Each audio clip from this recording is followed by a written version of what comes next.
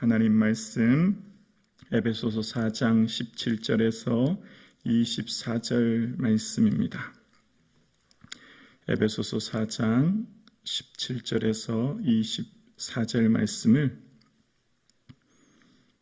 함께 한 목소리로 합독하시겠습니다. 함께요. 그러므로 내가 이것을 말하며 주 안에서 증언하노라. 이제부터 너희는 이방인이 그 마음에 허망한 것으로 행함같이 행하지 말라. 그들의 총명이 어두워지고 그들 가운데 있는 무지함과 그들의 마음이 굳어짐으로 말미암아 하나님의 생명에서 떠나 있도다. 그들이 감각 없는 자가 되어 자신을 방탕에 방임하여 모든 더러운 것을 욕심으로 행하되 오직 너희는 그리스도를 그같이 배우지 아니하였느니라. 진리가 예수 안에 있는 것 같이 너희가 참으로 그에게서 듣고 또한 그 안에서 가르침을 받을진대 너희는 유혹의 욕심을 따라 썩어져 가는 구습을 따르는 옛사람을 벗어버리고 오직 너희의 심령이 새롭게 되어 하나님을 따라 의와 진리의 거룩함으로 지으심을 받은 새 사람을 입으라. 아멘.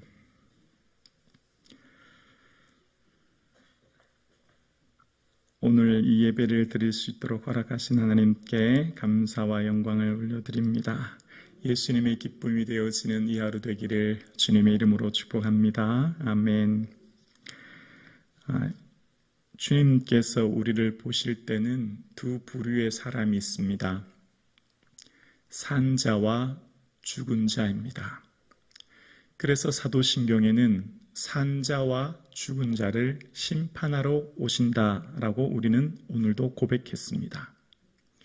이 세상에 주님께서 보실 때는 예수 그리스도와 동행하고 예수 그리스도와 함께 먹고 마시며 예수 그리스도를 위해 사는 인생이 있는 반면 또 한 부류는 예수님과는 아무런 관계가 없고 예수님을 모르는 무지한 자기 자신을 위해 살아가는 인생이 있는 거죠. 그래서 예수 그리스도를 주로 고백하지 않는 자기 자신을 위해 살아가는 인생들의 특징이 있습니다. 바로 마음의 허망함을 따라 살아간다는 거예요. 그래서 오늘 본문 17절에 보면 이렇게 시작합니다. 그러므로 내가 이것을 말하며 주 안에서 증언하노니 이제부터 너희는 이방인이 그 마음에 허망한 것으로 행함같이 행하지 말라라고 이야기합니다.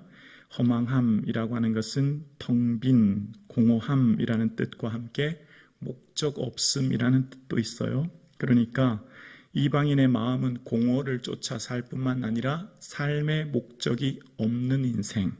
삶의 목적이 왜 없습니까? 다 있죠. 자기 자신을 위해 사는 인생, 자기 자신의 목적을 위해 사는 인생은 주님 보실 때 그건 목적이 없는 인생이라는 거예요. 그거는 공허한 인생이라는 거죠. 뿐만 아니라 그런 사람들의 특징 몇 가지가 있다는 거예요. 먼저 18절에 보면 그들의 총명이 어두워지고 라고 이야기합니다. 여기서 총명이라는 것은 생각이란 뜻인데요. 생각이 어두워져 있다라고 하는 것입니다. 빛 대신 예수 그리스도, 진리 대신 예수 그리스도를 알지 못하기에 그들은 어두움 가운데 살아가고 있다는 것입니다. 그리고 또한 18절에 보면 그들 가운데 무지함과 그들의 마음이 굳어짐으로 말미암아라고 이야기합니다. 마음이 굳어져 있다라는 겁니다. 이게 굳어짐이라는 원어의 뜻은 돌같이 단단해지다라는 의미예요.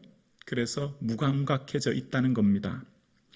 총명이 어두워지고 무지하고 마음이 돌같이 굳어진 상태, 마음이 무감각해진 상태. 그러니까 이 말을 다른 말로 표현하면 뭘까요? 마치 시체와 같은 느낌이 듭니다. 시체의 특징은 무엇입니까? 아무런 감각이 없는 거죠. 그래서 18절 후반절에 이렇게 고백합니다. 하나님의 생명에서 떠나 있도다. 얼마나 무서운 말씀인지 몰라요? 생명의 근원 대신 예수 그리스도와 아무런 관계가 없는 인생, 영생을 소유하지 못한 영적으로 죽어있는 상태. 그러니까 마치 꽃꽂이를 해서 꽂아놓은 꽃이 아무리 화려 해도 그것은 죽은 거나 마찬가지지 않습니까? 꽃꽂이에 있는 꽃을 살아있다고 말하는 사람은 없지 않습니까? 그러니까 주님이 지금 이 땅에 살아가는 삶의 인생들 가운데 지금 우리의 주님이 보시기에는 산자와 죽은 자로 나뉘어지는데 우리가 볼 때는 모두가 다 살아있는 자 같지만 주님 보실 땐 그렇지 않다는 거죠. 자기 자신의 허망한 것을 쫓아 주와 관계없는 어두운 무지함 속에 마음이 굳어진 가운데 있는 이들이 죽어있는 자들이라고 주님은 말씀하고 있습니다. 그래서 그들의 특징을 또 19절에 이어서 이야기합니다.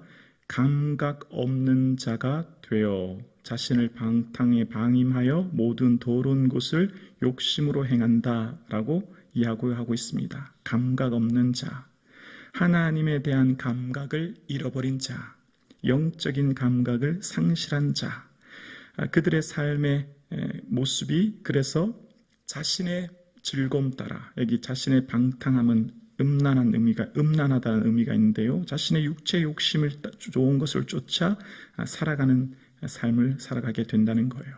그러니까 사도 바울이 왜 에베소 교회를 향해서 이렇게 기도했는지 이제 드디어 이해하게 됩니다. 에베소 교회를 향해 사도 바울이 이렇게 기도했지 않습니까? 하나님, 에베소 교회는 지혜와 계시의 영을 더해 주시사 하나님을 알게 하시고, 먼저 하나님을 알도록 기도한 후에 어떤 기도를 했냐면 마음 눈을 밝히사, 기억나시죠? 마음 눈을 밝히사 부르심의 소망이 무엇인지를 기도합니다.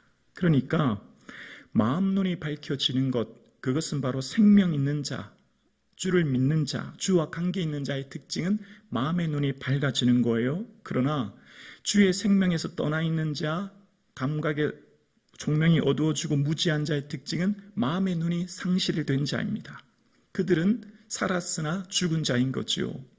그래서 우리의 삶 가운데, 특별히 저와 여러분의 삶 가운데 마음의 눈이 밝혀지게 하여 주시사 우리의 삶의 부르심, 왜 내가 오늘도 살아가는지에 대한 삶의 목적이 분명해지며, 오늘 기업의 영광, 우리가 살아가는 기업, 우리에게 주신 구원의 기업, 하나님 나라의 영광의 기업이 얼마나 풍성한지를 깨닫고 감사하는 이 아침 되기를 주의 이름으로 축원합니다. 세상의 사람들은 물 없는 안개와 샘 없는 물 없는 샘, 광풍에 밀려가는 안개와 같은 인생을 살아갈 뿐입니다. 그러한 삶의 인생들의 삶의 특징은 자신의 삶의 마음의 즐거움을 모르는 어리석은 인생이라는 거죠. 그래서 그러한 삶의 모습 가운데 주님께서 오늘 우리에게 말씀하시기를 22절에 옛사람의 모습을 벗어버리라 이야기합니다. 너희는 유혹의 욕심을 따라 썩어져가는 구습을 따르는 옛사람을 벗어버리고, 오늘 살아가는 저와 여러분의 삶은 예수 그리스도를 구주로 고백함으로 영생을 소유하여 새 사람 입은 줄로 믿습니다. 그래서 로마서 6장 6절에는 우리가 알거니와 우리의 옛사람이 예수와 함께 십자가에 못 박힌 것은 이라고 이야기합니다. 옛사람은 예수와 함께 십자가에 못 박힌 거예요. 우리 옛사람은 정과 욕심이 십자가에 온전히 죽어진 거예요. 우리의 옛사람은 이제 십자가에서 완전히 깨어지고 부서지고 녹아지고 죽어진 거죠. 그래서 나는 이제 죽어진 거예요. 옛사람인 나는 완전히 죽어진 거예요. 옛사람의 특징은 썩어져 가는 것입니다. 죽은 시체가 썩어져 가는 것이지요. 그래서 우리의 삶의 옛사람은 완전히 죽어지고 심령으로 새롭게 돼요. 심령, 마음과 영이라는 것입니다. 우리에게 있는 육체의 뿐만 아니라 우리 마음속에 있는 마음과 함께 우리의 영혼이 새롭게 되어서 새 사람을 입어서 주를 위해 살아가라 라고 이야기합니다. 여기 새 사람이라고 하는 것, 주님 앞에 전에 없던 새로운 사람이란 뜻인데요. 이전에 살아갔던 삶이 아니라 이제 예수 그리스도와 함께 새 생명 얻은 자로서의 거듭난 인생, 예수 그리스도를 통하여서 물과 성령으로 새롭게 거듭나 살아가는 인생, 특징이 뭘까요? 자, 옛사람과 새사람의 특징 구별지는 한 가지 기준이 있습니다. 뭘까요? 거룩함입니다. 에베소에서 계속 강조하는 게 이거예요. 거룩함. 성도의 삶의 특징은 예수님과 함께 동행하고 교제하고 살기 위해서는 거룩해야 돼요. 화약을 품고 불 가운데 갈 사람은 없습니다. 몸에 휘발유를 끼얹고 불 가운데 갈 사람은 없습니다. 휘발유라고 하는 죄, 화약이라고 하는 죄를 품고는 불 가운데 가면 큰일 나죠. 그러니까 우리가 주와 함께 동행하는 조건은 거룩입니다. 그러니까 주님 앞에 끊임없이 경건에 힘쓰면 어떻게 될까요? 거룩해지는 거죠. 그래서 감각 없는 자의 특징은 지금 자신의 상태가 거룩한지 정결한지 부정한지를 보지 못해요. 감각 없는 자, 방탕한 자, 총명이 어두워지고 무지한 자의 특징은 자신의 영적인 상태를 전혀 보지 못하는 거예요.